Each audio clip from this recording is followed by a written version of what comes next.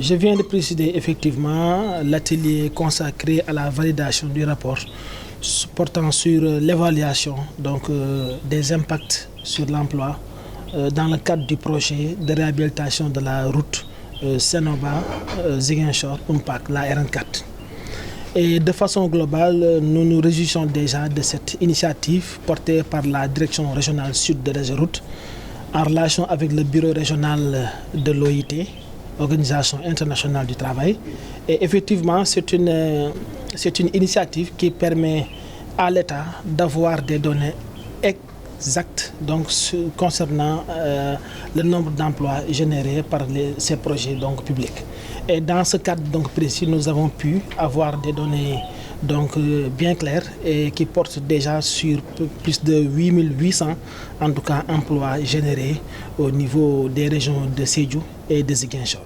Pour nous, l'évaluation permet effectivement de capter ce qui est créé et surtout à la fin d'évaluer ce qui peut être mieux fait pour pouvoir optimiser ce volet. Dans le cadre d'un projet d'infrastructure, il y a toujours à peu près 3 dimensions d'emploi. Il y a la dimension emploi direct, l'emploi qu'on crée directement au moment de la réalisation de l'infrastructure, et l'emploi indirect lié, lui, aux fournitures de services, et les emplois induits qui sont liés à la consommation par rapport aux revenus qu'on a pu avoir dans le cadre de l'exécution du projet. Alors, dans les emplois indirects et les emplois directs du projet, il y a une initiative dans le cadre effectivement de ce qu'on appelle un peu les approches du travail décent, qui constitue à pouvoir en même temps donner l'opportunité de travail aux travailleurs, mais également de le préparer à être apte à pouvoir se réinsérer dans le marché du travail, donc améliorer ainsi son employabilité. Alors, pour les emplois qui ont été même de courte durée, ce que nous avons suivi, c'est qu'il y avait, et il y a toujours un projet d'accompagnement à l'amélioration de l'employabilité qui permet aux ces jeunes-là de pouvoir sortir de projets avec des capacités renforcées pour pouvoir attaquer le marché du travail sur d'autres aspects. L'OIT, organisation dans laquelle le Sénégal fait partie,